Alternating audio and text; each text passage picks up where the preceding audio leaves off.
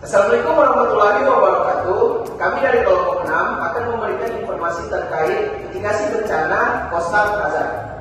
Perkenalkan, nama saya Muhammad Afrizal Sinale dengan NIM 10.122.3.118. Perkenalkan, nama saya Dewi Budi dengan NIM 10.221.9. Perkenalkan, saya Edina Rahma dengan NIM 101.223.042. Perkenalkan, nama saya Asna Kawani dengan NIM 10.12.3.086. Perkenalkan, nama saya Jendra Pascabil dengan NIM 10.12.23.020. Di sini saya akan membahas tentang wilayah pesisir dan kenapa daerah ini penting untuk kita perhatikan. Wilayah pesisir punya peran penting dalam kehidupan sehari-hari. Di sana banyak kegiatan berlangsung seperti nelayan yang melaut, aktivitas perdagangan, wisata, hingga ke pemukiman warga. Bisa dibilang, pesisir adalah salah satu pusat kehidupan manusia. Tapi di sisi lain, wilayah pesisir juga sangat rentan terhadap bencana. Contohnya seperti abrasi pantai yang bisa mengikis daratan, tsunami yang datang tiba-tiba, banjir rob saat air laut naik, badai tropis, dan juga naiknya permukaan laut karena perubahan iklim.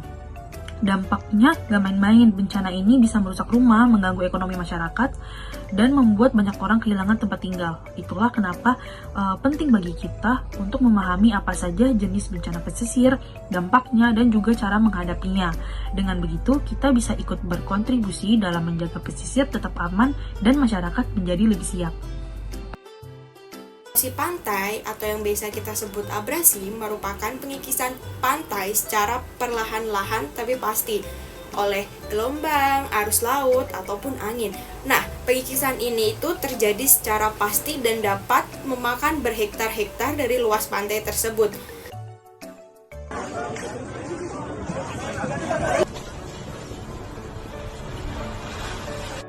Aduh, putus. Aduh, sana ada jalan orang. Putus jembatan.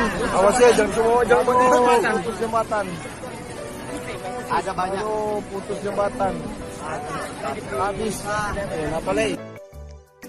Tsunami merupakan gelombang besar yang terjadi karena adanya gangguan dari bawah laut seperti meletusnya gunung api bawah laut atau gempa bumi.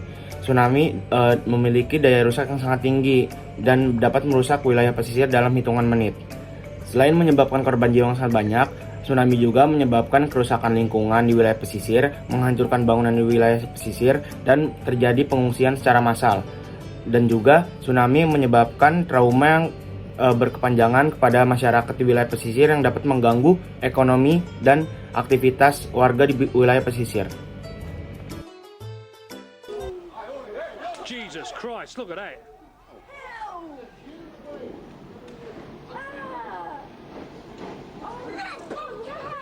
I know, I can see it. That wave is a good 15-20 feet tall. Easy.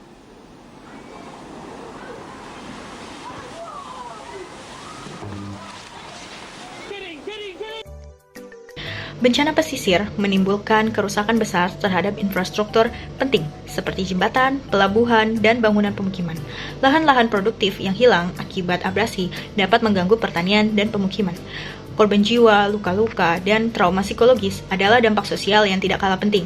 Selain itu, aktivitas ekonomi seperti perikanan, perdagangan, dan pariwisata terganggu, sehingga menyebabkan pendapatan masyarakat menurun. Dalam jangka panjang, kondisi ini dapat meningkatkan risiko kemiskinan di wilayah pesisir dan tentunya menurunkan tingkat kesejahteraan secara keseluruhan.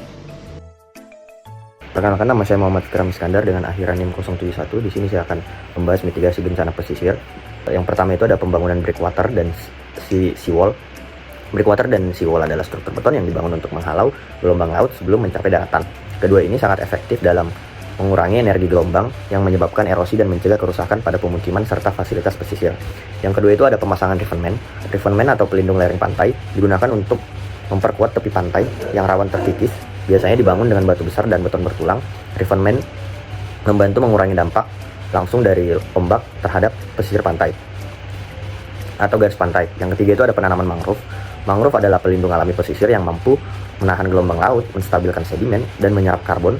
Penanaman mangrove ini juga di sepanjang pantai memberikan manfaat ekologis sekaligus menjadi benteng alami terhadap bencana pesisir. Yang terakhir itu ada pengisian pasir atau beach nourishment. Beach nourishment itu sendiri dilakukan dengan menambahkan pasir ke area pantai yang mengalami erosi. Kegiatan ini bertujuan untuk memperpanjang garis pantai dan melindungi pemukiman dari abrasi serta menjaga nilai estetika pantai untuk pariwisata. Selanjutnya untuk mitigasi non struktural. Yang pertama itu ada penyuluhan dan edukasi. Itu menjelaskan tentang bagaimana cara kita mensosialisasikan kepada masyarakat. Yang kedua adalah pelatihan dan pemberdayaan ekonomi, di mana itu kita memberi ruang kepada masyarakat sekitar agar bisa mengendalikan dampak yang akan mereka hadapi.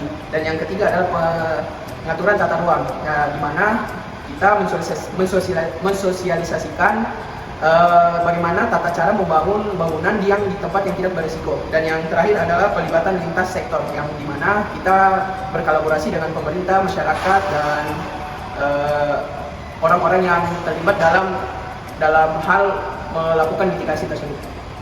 Sekian informasi yang dapat kami sampaikan. Bila ada kekurangan, mohon dimaafkan. Terima kasih.